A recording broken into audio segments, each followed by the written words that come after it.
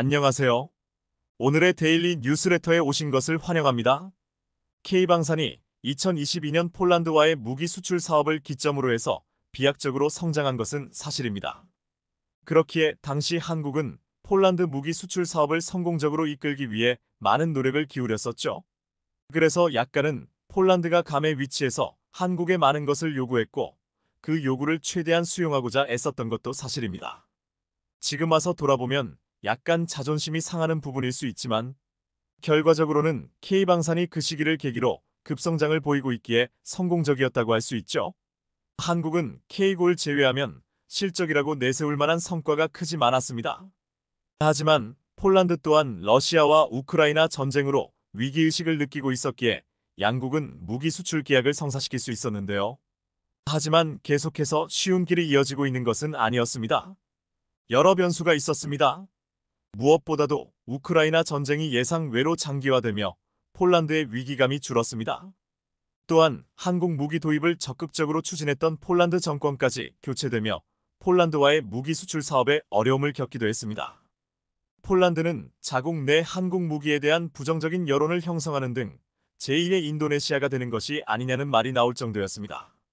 그런데 최근 유럽에서 한국이 이루어낸 여러 가지 성과로 인해 소위 갑과 을의 위치가 완전히 뒤바뀌어 버렸다고 이야기가 나오고 있습니다. 이러한 변화가 생긴 것은 폴란드의 국가 기반이 될 사업들을 전부 한국에 의존할 수밖에 없어졌기 때문이었죠. 폴란드에서는 한국이 계약 취소라는 초강수를 고려하고 있다고 우려하고 있었습니다. 얼마 전 UAE의 바카라 원전 수출에 이어 대한민국이 역대 두 번째 원전 수출에 성공했다는 기분 좋은 소식을 전해드렸습니다. 지난달 폴란드 언론 에너지24는 폴란드는 한국의 원전을 체코에 빼앗길 것인가라는 제목의 기사를 보도했습니다. 유럽에서 신규 원전 사업을 추진하고 있는 나라는 체코뿐만이 아니었습니다. 폴란드 역시 그동안 러시아산 천연가스와 석탄에 의존해 에너지 수급에 어려움을 겪고 있었습니다. 그렇기에 우크라이나 전쟁이 터지면서 러시아에 대한 의존도를 줄이고 에너지 공급의 안정성을 높이기 위해 원자력 에너지를 선택할 수밖에 없었는데요. 그리고 폴란드 역시 신규 원전의 건설을 위해 한국수자원공사와 프랑스의 EDF, 미국의 웨스팅하우스 세 곳을 후보로 염두에 두고 있었습니다. 한수원은 지난 2022년 폴란드 최대 민간 발전사인 GPARK-제파크, 폴란드 국영전력공사 PGE와 한국형 원전 건설을 위한 협력의향서 LOI를 체결하며 폴란드 원전 사업에서 유리한 고지를 확보해 나가고 있었죠. 하지만 사업은 쉽사리 진행이 되지 않았습니다. 한국의 적극적인 움직임에도 불구하고 폴란드의 원전 사업은 지지부진 진도가 나가지 않고 있었는데요. 지난해 새로 선출된 폴란드 정부는 이전 정부가 승인한 에너지 계획이 한국과 진행 중인 무기 도입 협상에 영향을 줄 수 있다고 판단하고 결정을 미뤄오고 있었습니다. 여기서 폴란드는 약간의 머리를 굴렸죠. 한국의 원전을 맡기지 않겠다는 것보다는 무기 사업과 아예 별도의 사업으로 추진함으로써 양쪽 사업 모두 조금 더 유리한 조건으로 협상하기 위함이었습니다. 그런데 이번 체코 원전 사업에서 애초에 미국 웨스팅하우스는 결함이 발견되며 조기 탈락해버렸습니다. 그러면서 프랑스 EDF가 유력할 것으로 분석되기도 했었는데요. 하지만 한국과 2파전을 펼친 끝에 한국이 우선 협상 대상으로 선정되면서 폴란드의 계획이 꼬이기 시작했습니다. 폴란드가 미적거리는 동안 체코가 한국의 손을 잡았고 이제 한국에게 폴란드보다 체코가 더 매력적인 사업 파트너가 될 수 있기 때문입니다. 폴란드 에너지24는 교착 상태에 놓였던 원전 사업이 이제 폴란드에 불리하게 작용하기 시작했다며 결정이 이루어지지 않으면 한국의 관심이 완전히 체코로 쏠리게 될 것이라고 경고했는데요. 또한 현재로선 체코의 원전 사업이 성사될 가능성이 훨씬 크기 때문에 한국이 체코를 선택하게 된다면 폴란드는 더 나은 투자 조건을 얻을 기회와 한국과의 무기 구매 협상에서도 협상력을 잃게 될 수 있다고 덧붙였습니다. 체코는 이미 EU 승인을 마쳐두었기에 한국으로선 체코에 집중하는 것이 훨씬 유리한 선택지가 될 수 있어 폴란드는 이미 뒷전인 상태입니다. 또한 체코 역시 러시아의 침략에 맞서 군의 현대화를 추진하고 있는 국가 중 하나로 한국과 신규 무기 도입 사업을 추진할 여지도 얼마든지 남아있죠. 체코뿐만 아니라 최대 54조 원 규모의 군 현대화 프로젝트를 추진하고 있는 루마니아에서도 한국 무기를 대량으로 도입하며 제2의 폴란드가 유력시 되고 있습니다. 한국은 이전처럼 유럽 방산 진출을 위해 폴란드만 바라보며 공을 들일 필요가 없어졌습니다. 전혀 진도가 나가지 않고 있는 폴란드 현지 무기 생산 계획을 취소하고 루마니아나 체코를 새로운 한국 방산 전진기지로 삼는 방안도 언급되고 있습니다. 한국은 불과 2년 사이에 유럽에서 누구도 대체할 수 없는 공급자로서 입지를 굳건히 다지게 되었습니다. 군축으로 망가진 군수산업을 다시 부활시키려는 유럽 각국의 노력이 수포로 돌아가고 제대로 된 무기 공급자가 한국밖에 남아있지 않은 상황입니다. 그렇기에 폴란드는 더 이상 갑의 위치에서 한국의 좋은 조건을 요구하기 힘든 상황이죠. 오히려 한국이 떠난다고 하면 무슨 수를 써서라도 잡아야 하는 위치에 처해 있습니다. 지난 2022년 한수원은 폴란드의 1차 원전 사업에 도전하고 있었지만 폴란드가 미국 웨스팅하우스를 선정하며 한 차례 낙담하게 되었습니다. 웨스팅하우스가 한국의 차세대 원전 APR1400에 자사의 기술이 이용되었으니 한국형 원전 수출을 제한해달라는 소송을 제기했는데 폴란드에선 미국의 손을 들어준 것이었죠. 당시 폴란드의 대규모 무기 수출을 앞두고 있었기에 한국은 별다른 이의를 제기하지 못하고 다음 사업을 준비하는 수밖에 없었는데요. 그런데 현재의 상황은 180도 다르게 흘러가고 있었습니다. 이 1차 원전 사업마저 한국을 향해 있었습니다. 폴란드에 원전을 짓기로 한 미국 웨스팅하우스가 능력 부족으로 사업을 한국에 넘기는 것을 고려하고 있다고 전해졌습니다. 웨스팅하우스의 내부 사정에 정통한 관계자가 최근 언론을 통해 한국과 미국 정부가 웨스팅하우스의 시공 능력 부족으로 미국에서 추진 중인 원전 공사를 한국 기업에 넘기는 방안을 협의 중인 것으로 알고 있다고 전했습니다. 현재 웨스팅하우스는 조지아주의 보글 원전 3, 4호기, 사우스캐롤라이나주에서 썸머 원전 2, 3호기를 건설하고 있습니다. 전부 합쳐 370억 달러 약 48조 1천억 원에 달하는 엄청난 규모의 사업입니다. 그런데 그중 썸머 원전의 건설이 수차례 지연된 끝에 중단되어 버린 상태라고 하는데요. 웨스팅하우스는 1950년대부터 미국에서 가장 많은 원전을 건설하고 전 세계 원전의 절반 가까이에 원천 기술을 제공한 원전 건설의 대명사라고 할 수 있는 기업입니다. 전 세계 원전의 절반 가까이에 원천 기술을 제공한 원전 건설의 대명사라고 할 수 있는 기업입니다. 하지만 2011년 후쿠시마 대지진의 여파로 2017년 웨스팅하우스는 약 7조 1250억 원에 달하는 손실을 냈다고 발표하며 파산 보호 신청을 낼 정도로 경쟁력이 약화되게 되었습니다. 국제 원전 시장의 절대 강자였던 웨스팅하우스가 이렇게 주저앉으며 후발주자이던 한국이 기회를 붙잡게 되었는데요. 한국의 원자력 발전소 시공 능력은 세계적으로 높은 평가를 받고 있습니다. 이번 체코 수주전에서 승리할 수 있었던 것도 경쟁자인 프랑스보다 저렴한 시공 비용으로 빠른 완공을 보장된 것이 가장 큰 이점으로 작용했습니다. 한국의 철저한 계획과 일정 관리를 통해 사업을 수행하고 있습니다. 앞서 UAE에서 진행된 바카라 원전 프로젝트는 체계적인 프로젝트 관리와 효율적인 공정 관리를 통해 정해진 일정대로 완공되어 지금까지 아무런 문제 없이 정상 기동하며 신뢰성을 증명해냈습니다. 이는 한국이 1978년 고리 1호기 가동을 시작으로 꾸준히 원전을 건설하고 운용하며 노하우를 축적해왔기에 가능한 일이었습니다. 앞서 언급했던 것과 같이 웨스팅하우스가 가장 중요한 실적인 미국 국내 원전 사업을 한국에 양도할 뜻을 밝혔다는 것은 큰 시사점을 전해주고 있습니다.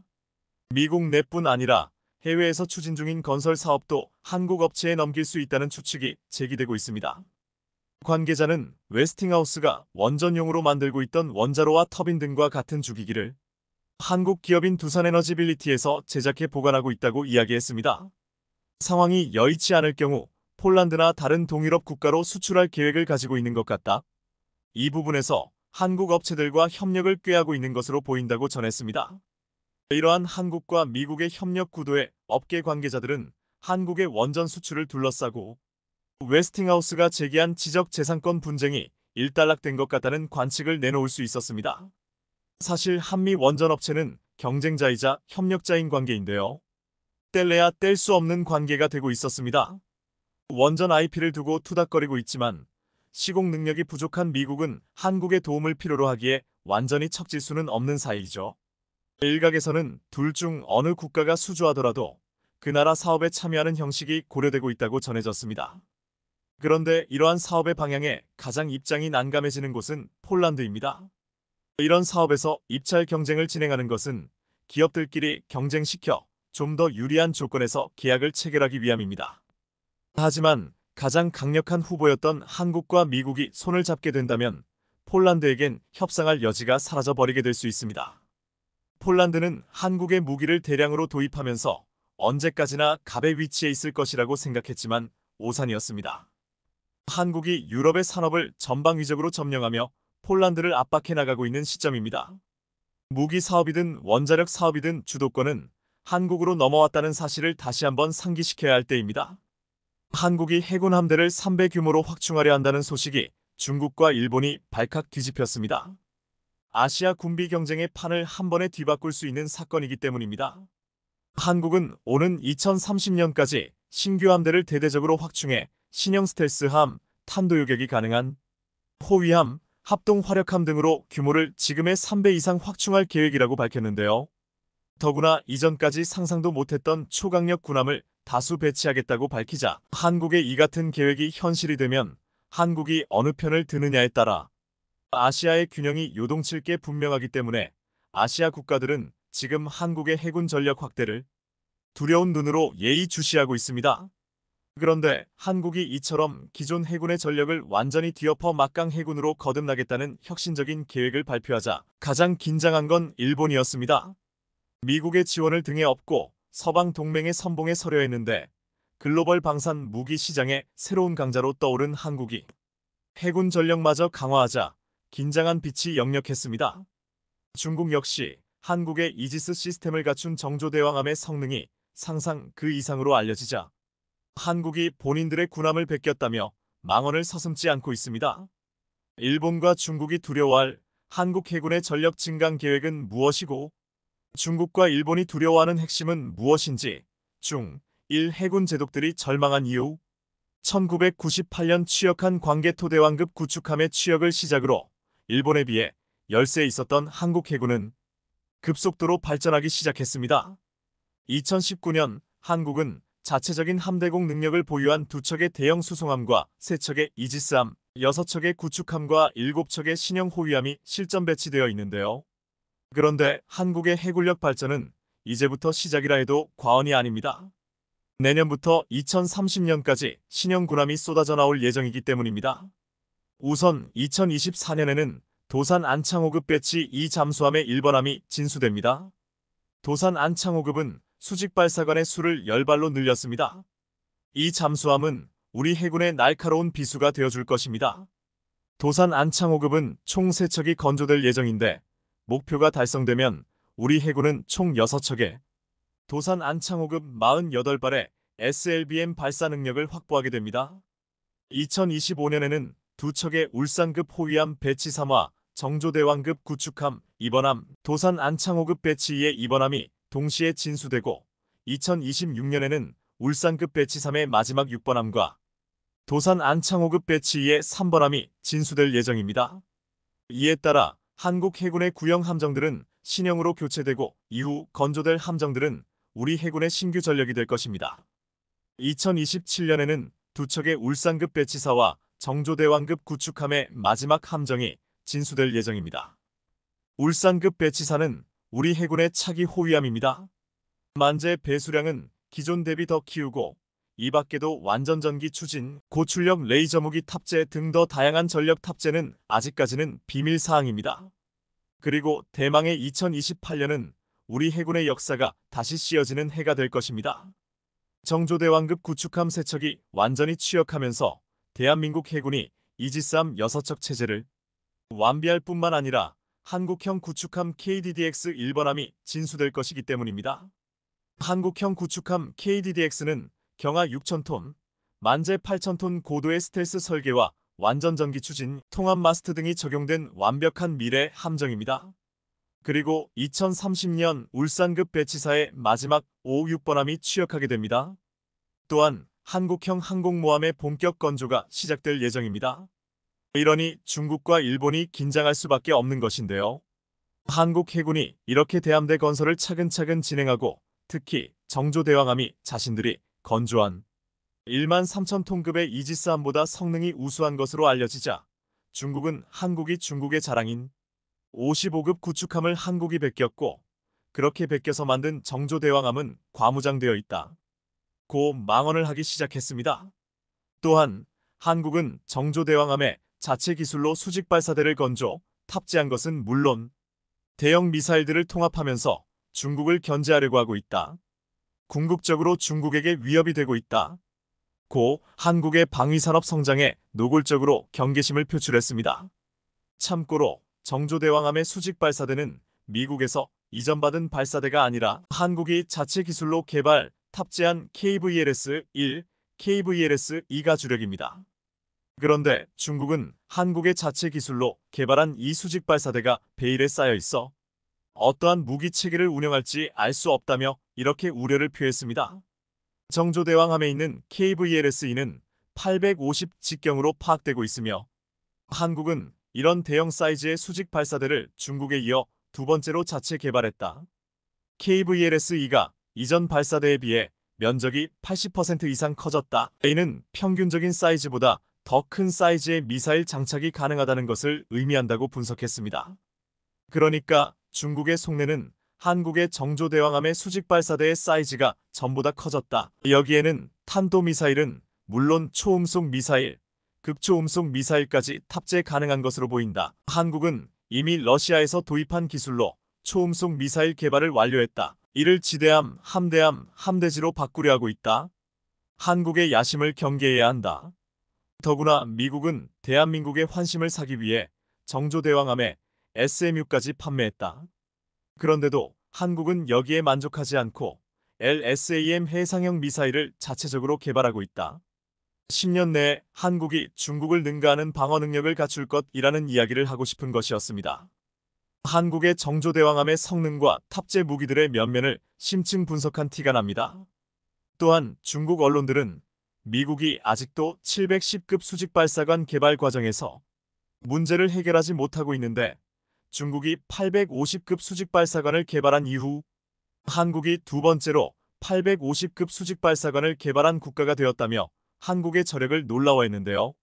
중국은 지금까지 자신들이 2014년 850급 수직발사관을 세계 최초로 개발했다는 사실을 대대적으로 홍보해왔고 자랑으로 여겨왔는데 한국이 곧바로 넘어버렸으니 당황스러울 만도 합니다.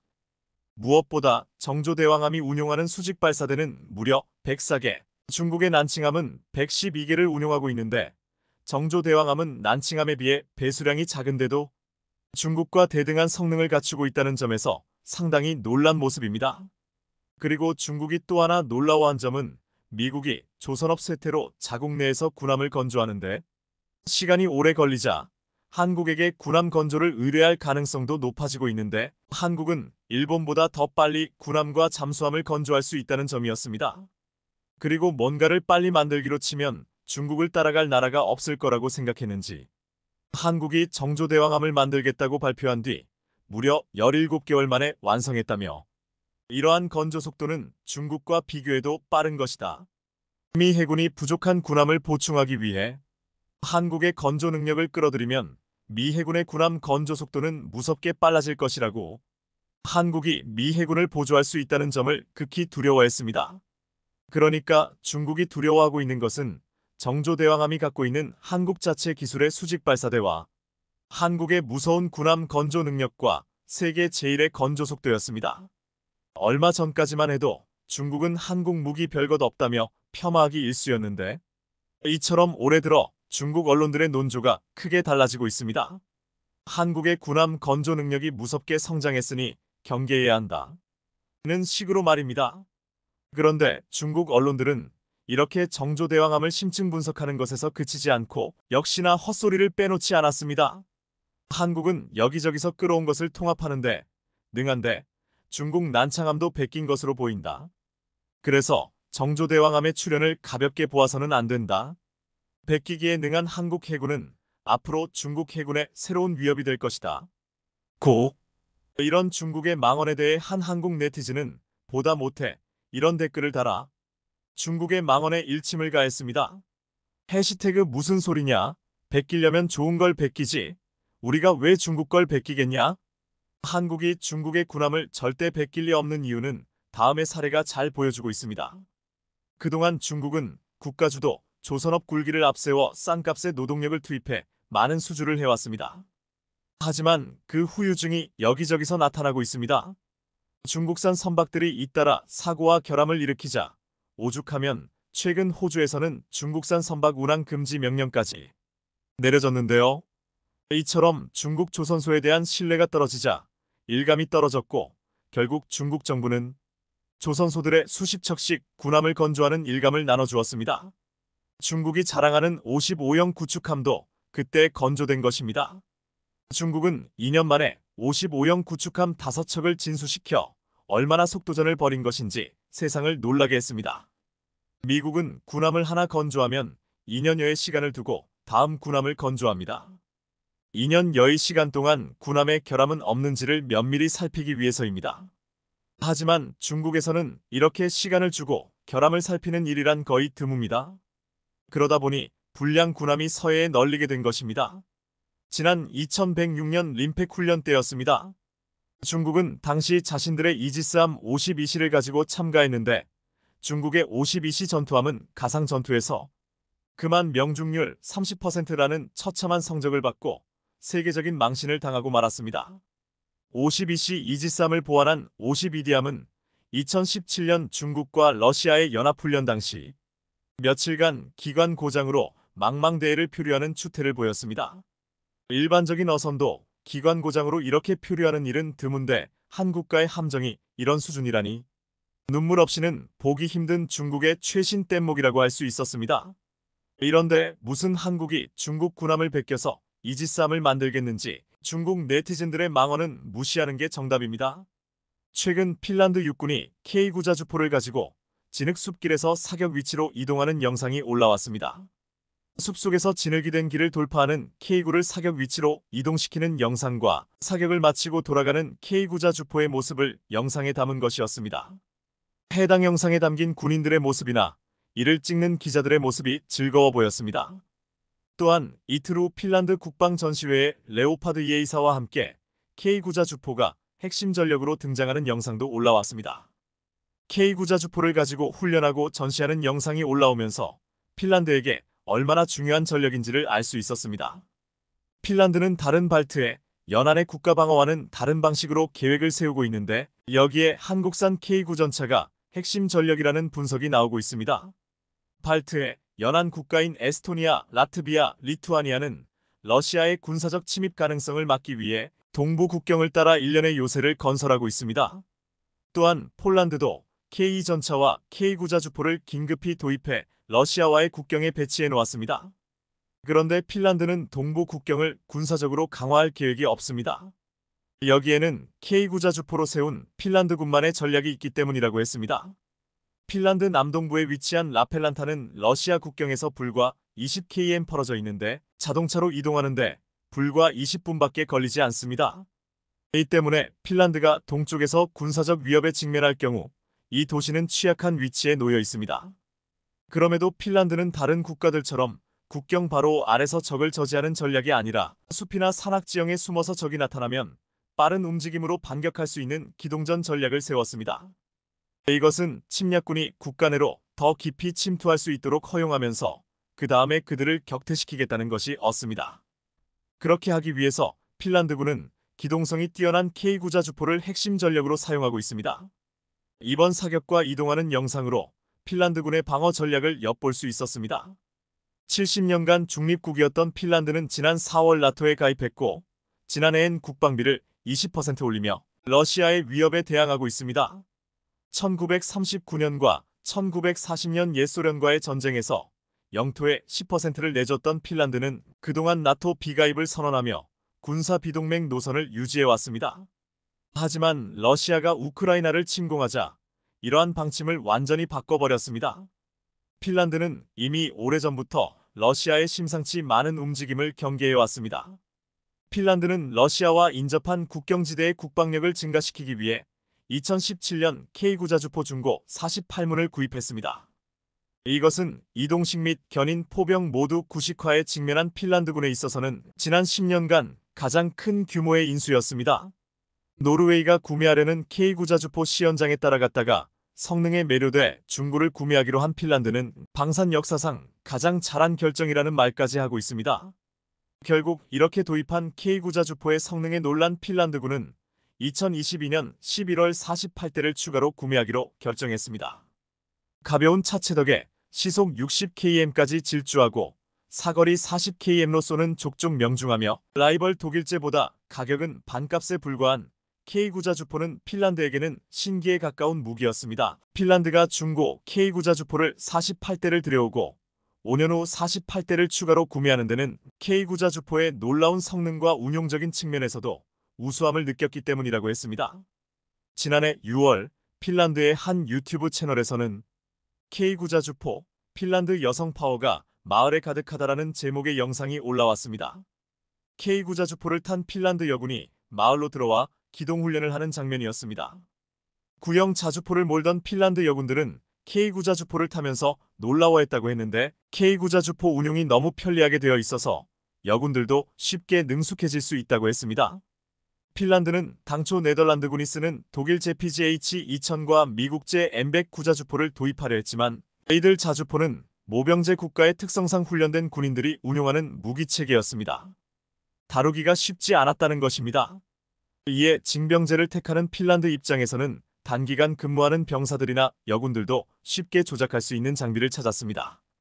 한국산 K9자주포가 이에 적합했는데 성능도 좋고 운용하기도 편하며 가격은 절반밖에 되지 않았습니다. 핀란드는 자국의 현실에 맞는 최고의 자주포를 찾은 셈이었습니다. 앞으로 국경 지역에서 러시아군이 쳐들어온다면 숲속에서 숨어있는 핀란드 여군이 운용하는 K9자주포에 반격을 하며 초토화시킬 것이라고 했습니다. 핀란드군뿐만 아니라 북유럽 국가들이 K9자주포에 열광하는 이유가 여군들까지 쉽게 운용할 수 있다는 장점이 있는 것이라고 했습니다.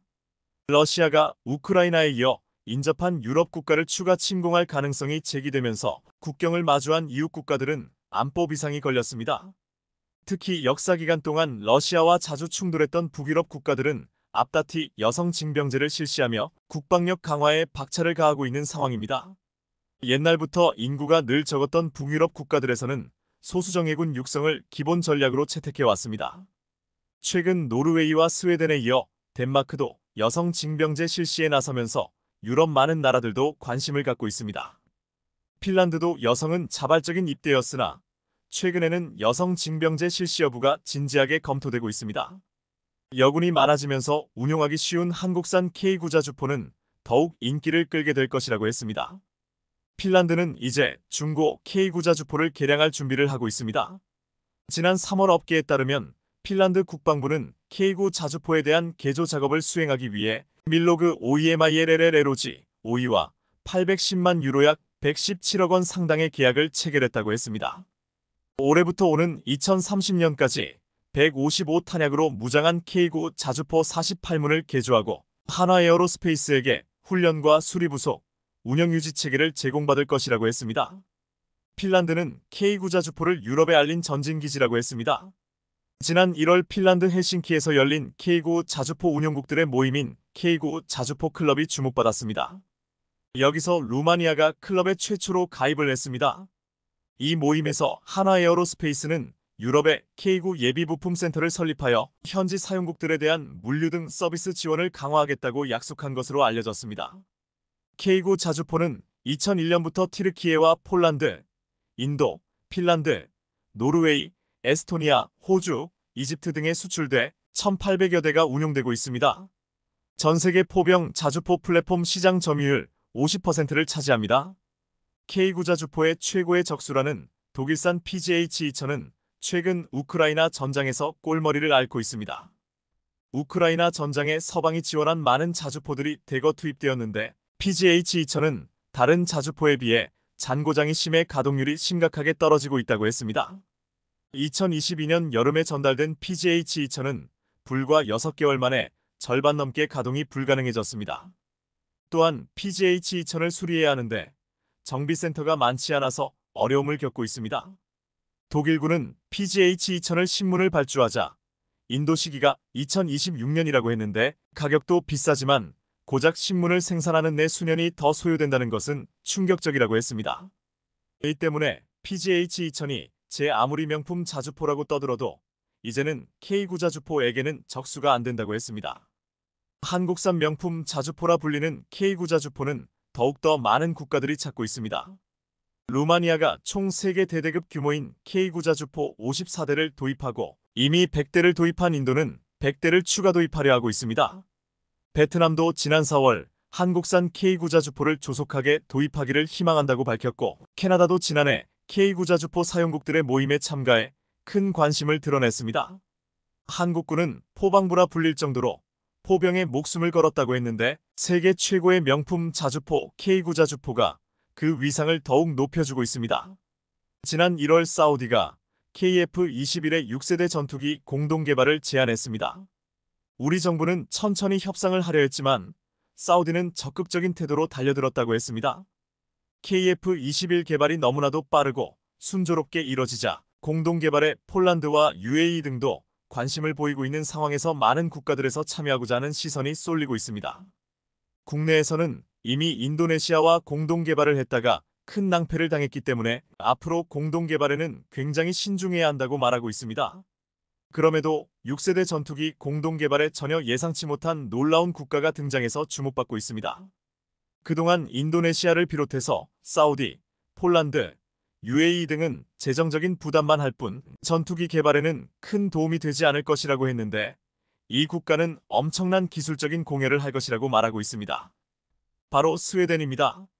미국과 러시아와 같은 방산 대국들의 틈바구니 안에서 스웨덴은 인구가 1000만 명에 불과하지만 오랫동안 독자적인 전투기를 만들어 오며 첨단 잠수함까지도 생산하고 있습니다. 스웨덴은 작은 국가이지만 전투기의 역사를 선도한 국가 중 하나로 기술적인 기반이 탄탄합니다.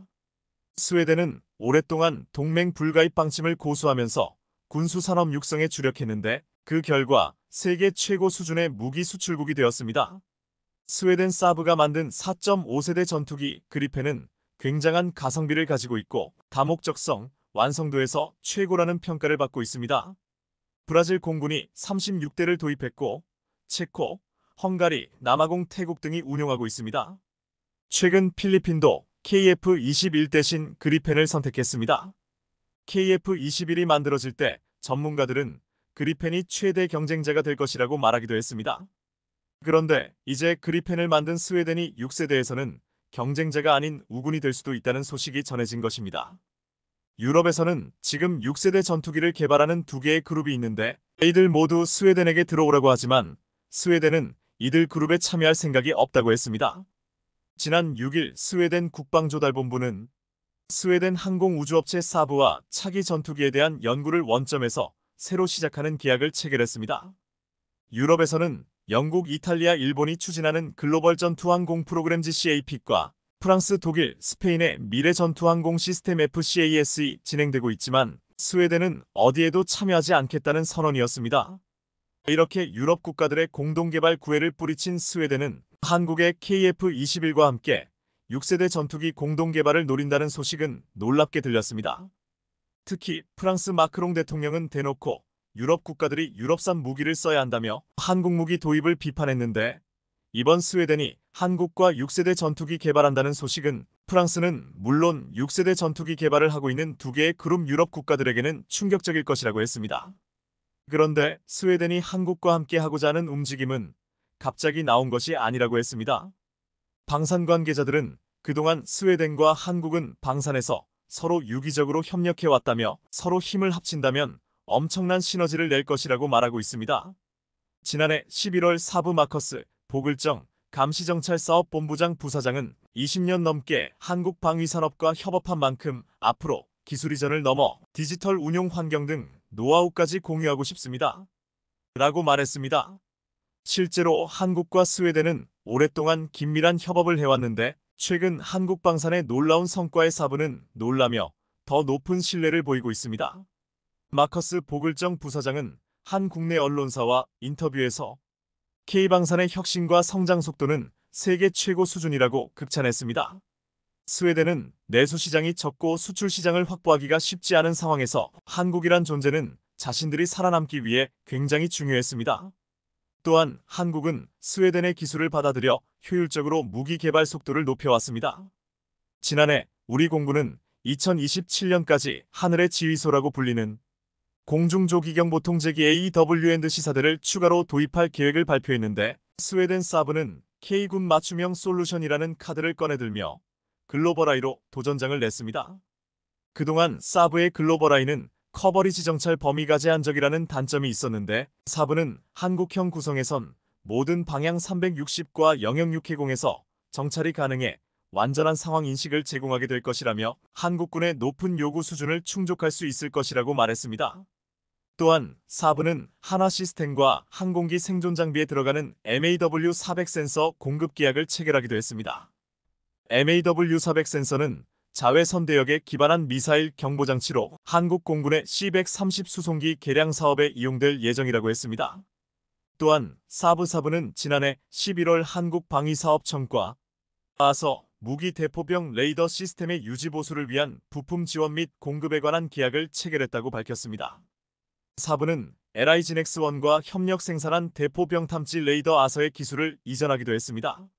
사브는 스웨덴 예테보리에 있는 유지보수 부품 공급 및 후선 업무 지원팀과 협력하여 한국 사무소의 현지 지원팀과 함께 이번 과업을 수행할 예정이라고 했습니다. 지난 3월 벨기에 브뤼셀의 나토 본부에 스웨덴 국기가 개양됐습니다. 헝가리가 스웨덴의 나토 가입을 승인하면서 모든 절차가 마무리됐고 스웨덴이 정식 나토 회원국으로 신고식을 치른 것입니다. 나토 본부 앞에 서서 스웨덴 국기를 개양한 인물은 칼 요한 에드스트렘 스웨덴 군 총사령부 합동작전본부장이었는데 그는 헝가리 의회 비준을 6시간 앞두고 있던 지난달 26일 한국을 찾아왔습니다. 그가 중요한 시점에 한국에 온 이유를 스웨덴은 유럽뿐 아니라 인도, 태평양 지역의 군사 안보와도 네트워크를 구축해야 하는데 그 주요 축이 한국이라고 생각하기 때문이라고 했습니다. 그러면서 방한 중 한국군 카운터파트들을 만나면서 방위산업 관련 협의도 할 것이라고 했는데 이것이 찾아온 가장 중요한 이유처럼 보였습니다. 그는 여러 단계가 진행될 것으로 예상하는데 지금 말할 수 있는 건 그 결과 양국 간 협력은 더 강화할 것이라는 점이라며 한국의 군사 및 방산에 대한 나의 믿음은 두텁다고 말했습니다. 그는 특히 군사 레이더부터 잠수함 등 다양한 흥미로운 협력이 진행 중이라고 말했습니다. 이를 두고 일각에서는 다양하고 흥미로운 협력이라는 말에는 지금 제기되고 있는 KF-21 6세대 사업이 포함되어 있는 것이 아니냐고 말하고 있습니다. 군사 전문가들은 현재 6세대 전투기 개발은 요구 조건이 서로 다른 미공군과 해군, 그리고 중국과 러시아를 제외하고 다국적 협력 사업으로 진행되고 있다고 했습니다. 다국적 협력은 개발 비용을 나누고 수요를 합쳐 규모의 경제를 이루기 위해 할 수 있는 선택인데 인도네시아처럼 믿을 수 없는 국가가 아니라 스웨덴과 같은 국가라면 분명히 큰 시너지가 날 것이라고 했습니다. 영국과 일본 등 많은 국가들이 6세대 독자 개발을 중단했는데 이는 차세대 전투기가 요구하는 성능이 엄청나고 그에 따른 개발비가 비싸 혼자 개발하기엔 벅차기 때문이라고 했습니다. KF-21은 2040년까지 무인 편대기 등과 합동작전을 하는 유무인 복합전투 비행체계 능력을 확보해 2041년 이후 완전한 스텔스 능력에 기반 6세대 유무인 전투기로 변신하겠다는 계획을 세우고 있습니다. 처음부터 다른 방산 선진국들은 5세대, 6세대를 만들고 있는데 왜 한국은 4.5세대를 만드냐는 말이 많았지만 한국은 이미 6세대를 바라보고 빌드업을 시작한 것입니다. 그리고 일각에서는 4.5세대와 5세대까지는 독자 개발로 가도 문제가 없다고 하지만 6세대는 공동 개발로 가야 한다는 말이 나오고 있습니다. 여기에는 분담금을 내는 수준이 아니라 개발비를 포함해 기술을 가진 나라라면 큰 도움이 될 것이라고 말하고 있습니다. 스웨덴은 불과 인구 1,000만 명의 작은 나라지만 미국, 러시아 등과 대등할 정도로 전투기 개발을 해온 나라입니다. 이는 마치 지금 과거 전차 하나 없이 침범당한 약소국이었지만 이제는 전차 자주포, 전투기까지 수출하는 나라가 된 한국과 비슷하다고 했습니다. 일각에서는 한국이 4.5세대를 만들고 6세대를 만들 때까지 너무 많은 시간이 걸린다면 그 사이 이미 6세대를 시작한 중국이나 유럽의 2개 그룹에 밀리면 어떻게 하냐는 말까지 나온 바 있었습니다. 그렇게 되면 주변국 중국과 일본이 6세대 전투기를 가질 때 한국은 이에 맞설 전투기가 없을 것이라고 했습니다. 한국은 충분히 독자 개발로 지금 KF-21개발에서 보여준 속도를 낼 것이라고 자신하는 목소리도 있지만 우려하는 목소리가 있는 것도 사실입니다. 이들의 속도를 완전히 따라잡아 버릴 것이라는 기대가 나오고 있습니다. 과거 80년대와 90년대 전 세계 반도체 산업의 중심이었던 일본이 대만 TSMC와 손을 잡고 매우 빠르게 반도체 부활의 속도전을 내고 있는데요. 최근 TSMC의 첫 번째 일본 내 공장인 구마모토 공장이 착공한 지 20개월 만에 공사를 마무리하고 가동을 시작했다는 소식인데요. 하지만 최근 한국의 삼성전자가 발표한 실적과 압도적인 기술력에 일본 정부의 수조 원대 지원금으로 한국을 꺾으려던 대만 TSMC는 큰 낭패를 보게 생긴 상황을 자세히 알아보겠습니다.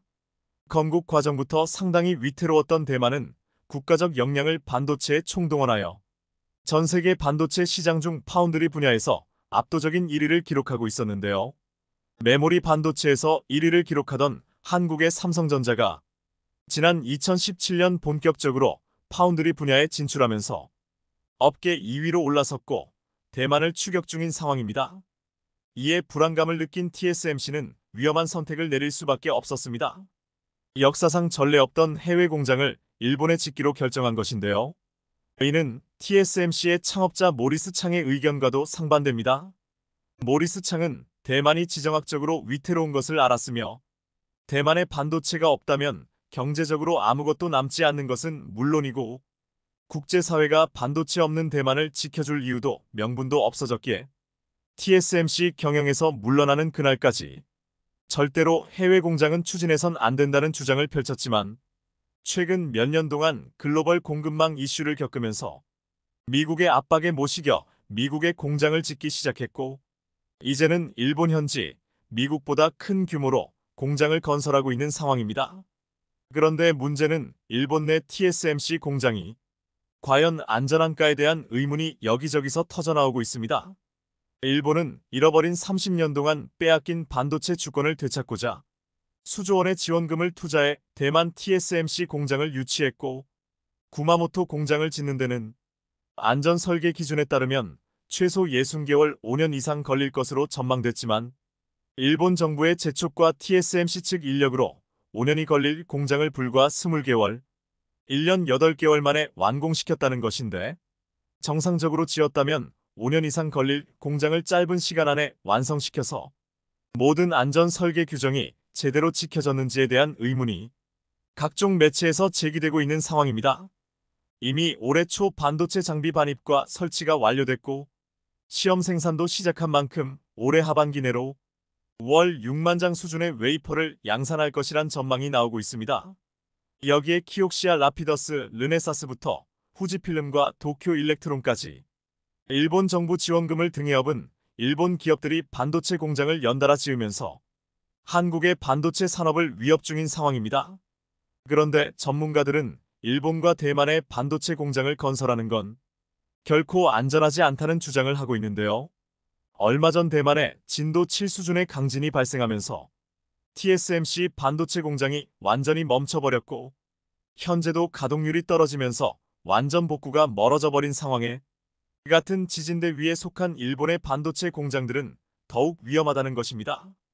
특히 반도체 공장에 영향을 줄 수 있는 진도 3 이상의 지진이 연간 1200회 이상 발생하며 강진이라고 평가되는 진도 6 이상의 지진이 연간 120회 이상 일어나기 때문에 3일에 한 번꼴로 반도체 장비가 멈춰버릴 위험이 있는 상황입니다.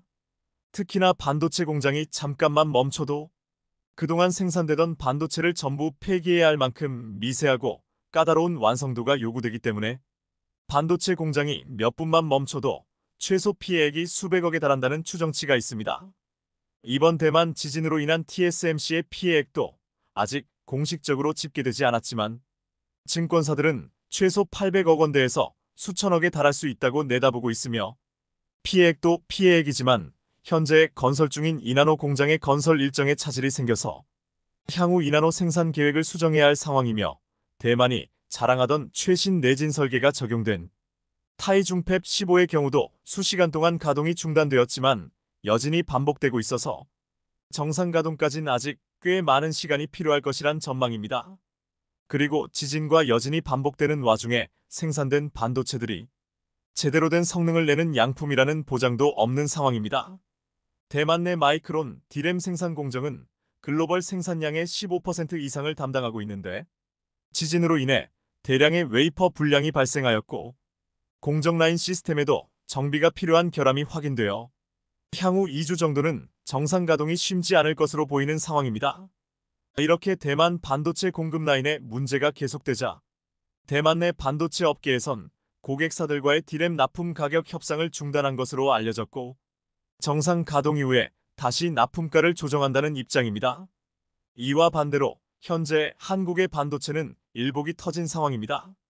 삼성전자는 20년 전부터 반도체 공장을 지을 때 세계 최고 수준의 내진 설계 기준을 잡고 건설하였으며 TSMC가 1년 8개월 만에 공장을 건설한 것과는 다르게 세계 최고의 건설 기술력을 보유하고도 5년의 공사 기간을 거쳐서 반도체 생산 라인을 건설 중이며 여기엔 세계 최고 수준의 내진 설계가 적용되어 있고 이번에 대만에서 발생한 강진인 진도 7 수준은 가분히 버틸 수 있는 기술이 적용되어 있는 것으로 알려져 있습니다.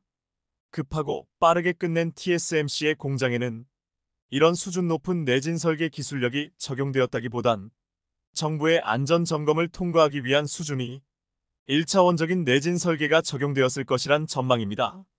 게다가 삼성전자의 이번 2024년 1분기 단 3개월 동안의 매출은 71조 원을 기록했으며 영업이익 6조 6천억 원을 달성하며 시장 예상치를 압도적으로 웃도는 호실적을 발표했습니다. 전년 동기 대비 영업이익은 931%가 증가하는 어마어마한 실적을 기록한 것인데요. 여기에 2분기 전망치는 더 좋을 것이란 시장의 예상이 나오고 있습니다. TSMC의 가동 중단 사태로 인한 반사 이익과 더불어 언제 정상 가동이 될지 모르기에 반도체 가격 협상도 안 되고 있는 상황이라 지금은 사실상 제조사가 부르는 대로 살 수밖에 없는 생산자가 갑이 된 상황이라는 것이며 TSMC는 이 수혜를 누리지 못하는 반면 삼성은 TSMC로 인해 이런 수혜를 누리게 된 상황입니다.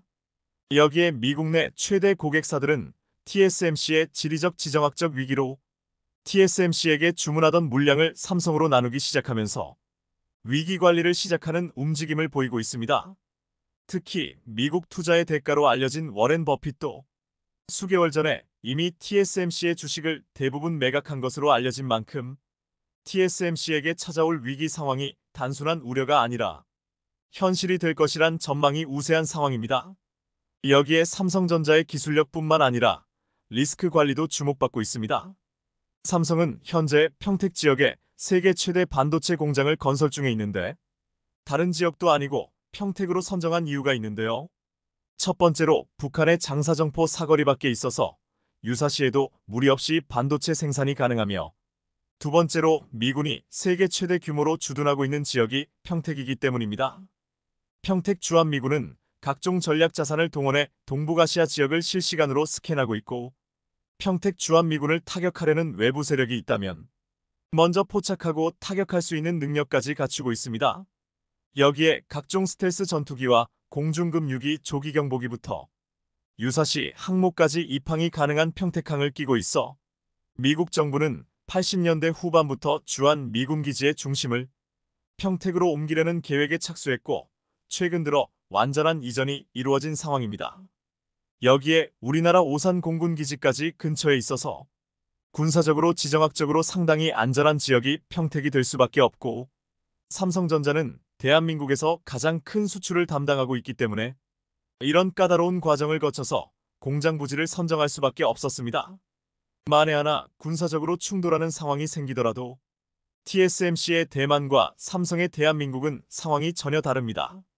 중국과 대치 중인 대만과는 다르게 한국은 세계 5위 수준의 군사력을 가지고 북한으로부터 스스로를 지킬 충분한 능력이 있는 상황이고 여기에 미군까지 동원이 가능하지만 대만은 중국과 충돌 상황이 생기더라도 미국이 도와줄지 안 도와줄지조차 모르는 불안한 상황이며 반도체 기술력과 생산 능력에 갈증을 느끼고 있는 중국은 대만을 손에 넣으면 자동으로 반도체 기술력과 생산 능력까지 손에 넣게 되고 글로벌 반도체 생산량까지 원하는 대로 조절할 수 있게 되어 호시탐탐 대만을 노리고 있기에 굉장히 위험하다고 할 수 있습니다.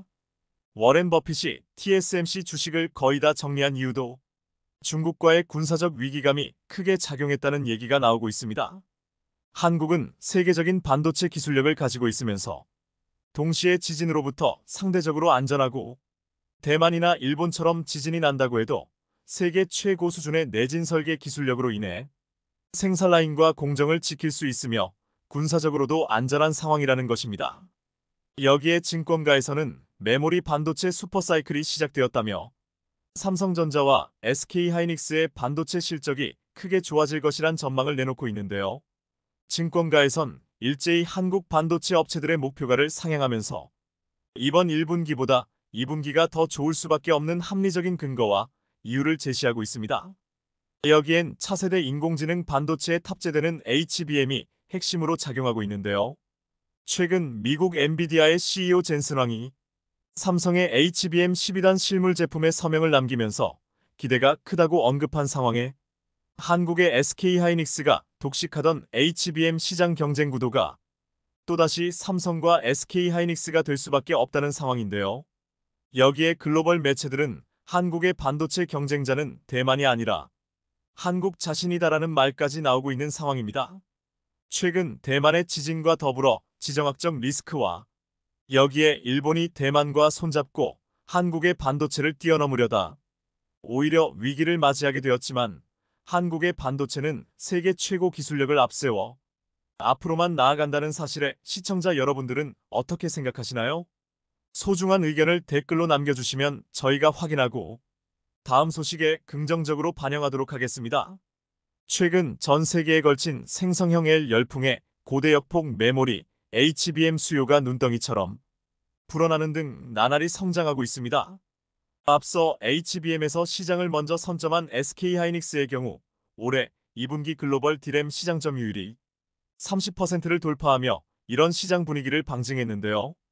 실제로 그동안 삼성이 40%대 초중반의 점유율을 기록했던 것과 달리 SK하이닉스는 20%대 중후반을 유지해 왔는데 이번에 1위인 삼성과의 점유율 격차를 10년 내 가장 근소한 수준으로 줄였습니다.